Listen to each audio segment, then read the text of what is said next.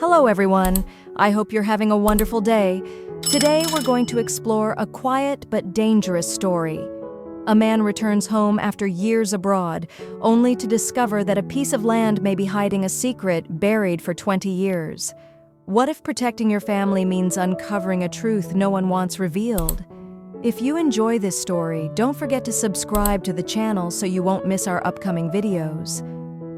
Hung returned on a road that barely deserved to be called one. The mountain path was narrow, uneven, winding through layers of trees and fog that clung stubbornly to the early afternoon air. His car moved slowly, tires crunching over gravel and dry leaves, as if the land itself were testing whether he truly belonged there. Hung kept his eyes forward, one hand steady on the wheel, the other resting loosely on his thigh. He had crossed oceans, borders, and years to reach this place, yet the final stretch felt heavier than all the distance before it. At the far end of the road, James and Diep sat quietly on the wide, empty plot of land. The land was large, open, untouched, nothing but soil, scattered stones, and the soft rise and fall of earth shaped by time rather than design. To others, it might have seemed unfinished, even barren. But to Diep, it was already a home. "This place feels right," she said softly, her fingers brushing the ground. "It's quiet, close enough to town but far enough to breathe. I don't want noise anymore. I don't want to run." James listened without interrupting. He had learned that when Diep spoke like this, she was not asking for reassurance. She was making a decision. "I'm grateful," Diep continued, her voice steady but layered with emotion she didn't try to hide. "For the land, for you, for everything you chose to give up so we could live like this." She paused, then added, almost as if testing the words, "And for your mother, she treats me like her own daughter." James smiled, not wide, not triumphant, just relieved. "I'm glad you finally see that." They sat there for a moment longer, letting the wind move through the grass and carry away the weight of things left unsaid. Then a voice came from behind them. "Looks like I didn't miss much." James turned first. "Hung?" Hung stood several steps away, his jacket still dusty from the road, his hair slightly longer than James remembered. He looked thinner, sharper around the eyes, as if time had carved him rather than softened him. But the smile, uneven, familiar, was unmistakable. The brothers didn't speak immediately.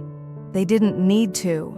When they finally embraced, it was firm and brief, the way men who had survived too much tended to hug, acknowledging presence rather than clinging to it.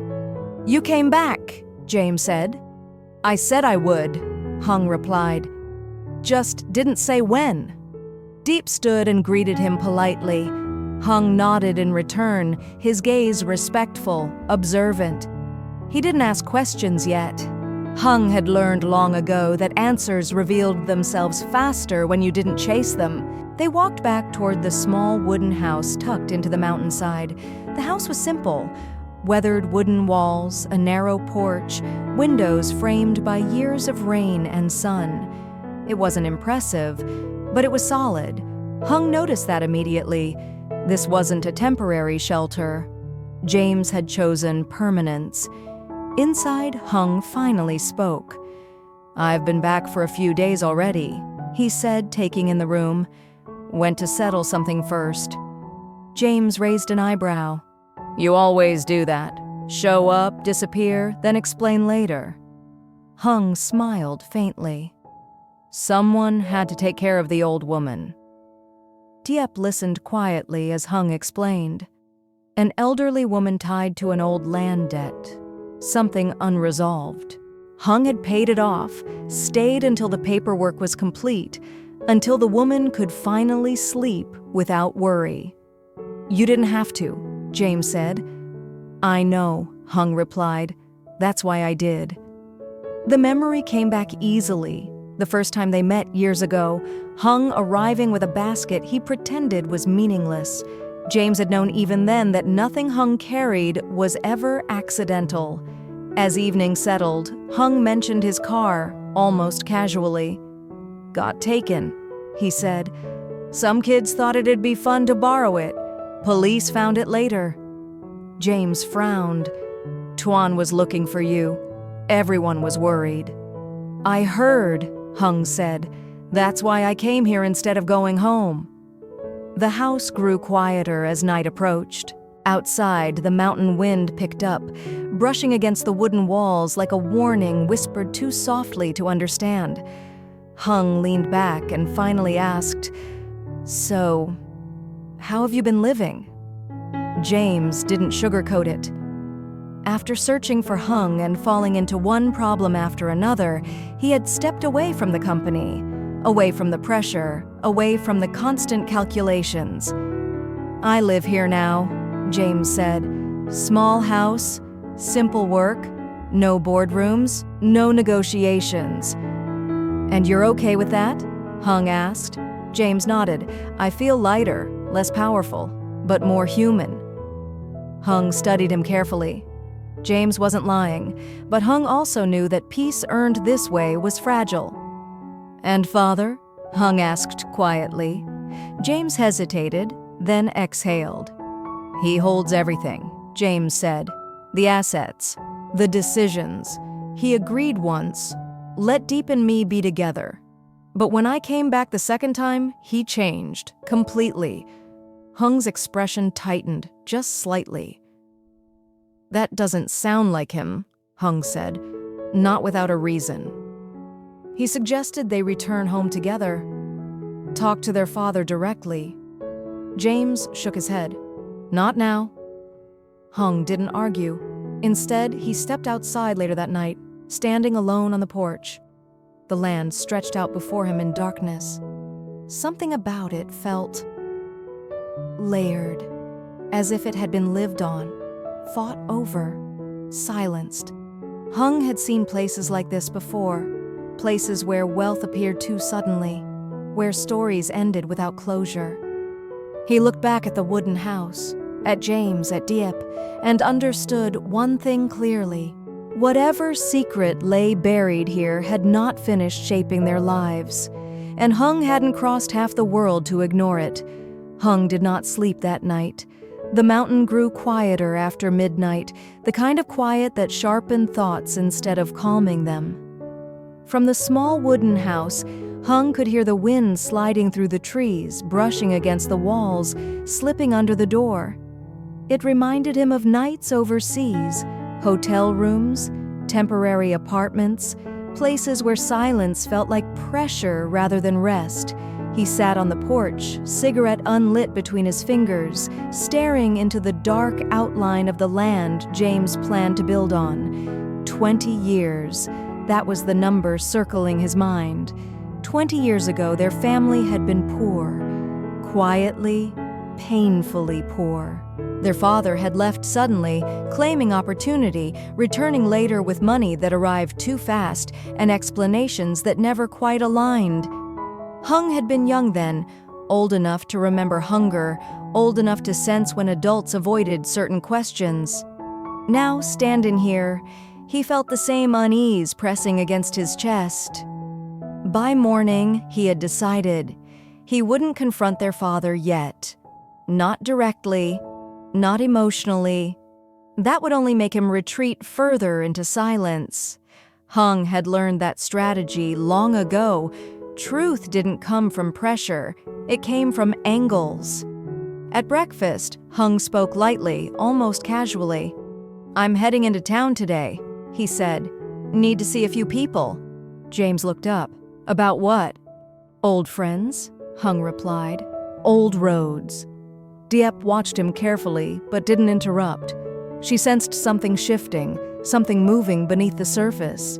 When Hung stood to leave, she offered to walk him out. On the porch, she finally spoke. "If you're digging," she said softly, "be careful where you step." Hung met her gaze. "That's why I'm digging slowly."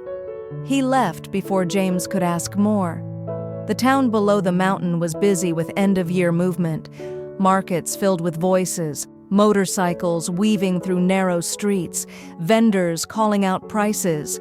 Hung blended in easily, his presence unremarkable, his questions precise. He visited an old registry office first. Records, land transfers, names that appeared once, disappeared, then reappeared under different entities. Patterns emerged, not enough to accuse, enough to suspect. By early afternoon, Hung sat across from a man he hadn't seen in years, John. John's face carried the marks of someone who had lived too close to resentment. His eyes were sharp, restless. He smiled without warmth. "So," John said, stirring his coffee, "you're James's brother." Hung nodded. "And you're the man who says our family ruined yours." John laughed quietly. "I don't say it. The land does." Hung didn't react. He let the silence stretch. "My parents lost everything," John continued.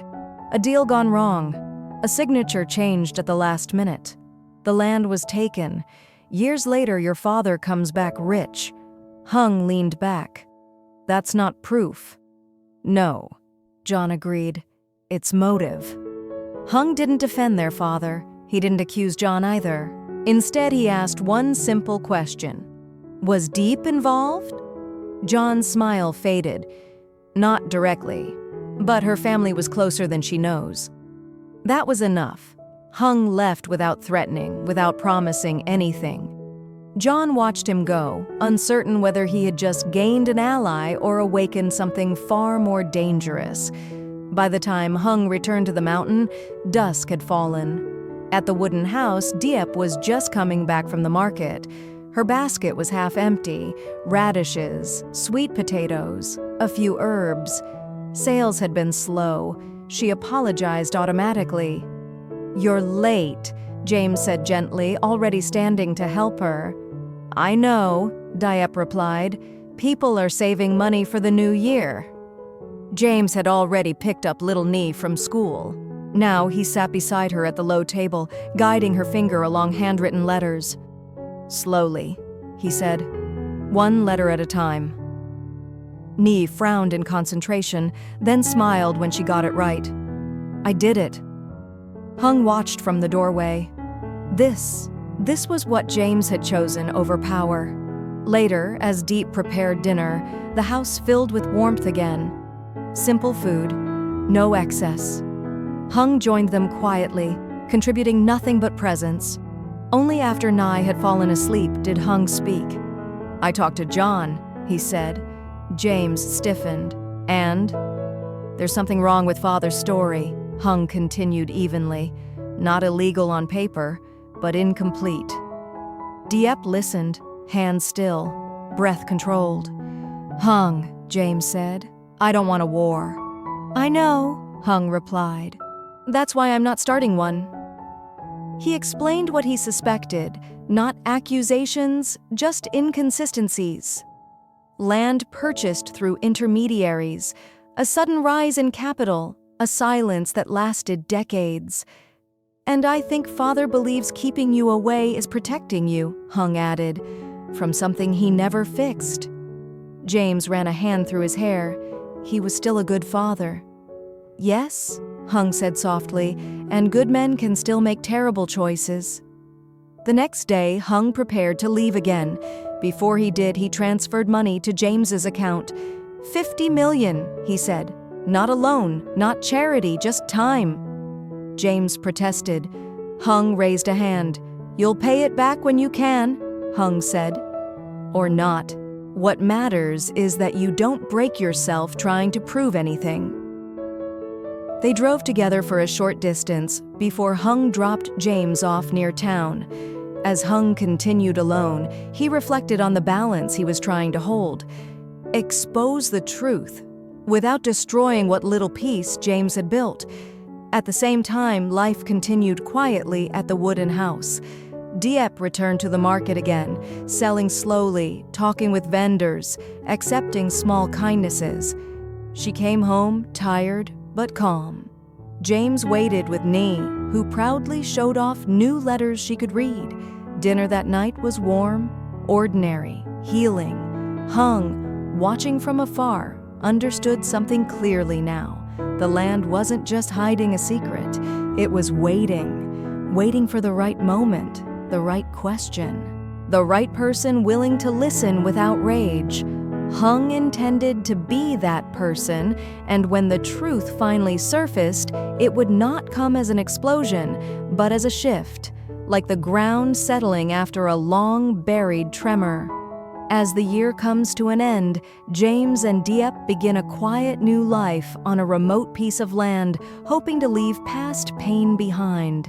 Their fragile peace is disrupted by the unexpected return of Hung, James's younger brother, who has just come back from abroad after enduring years of hardship.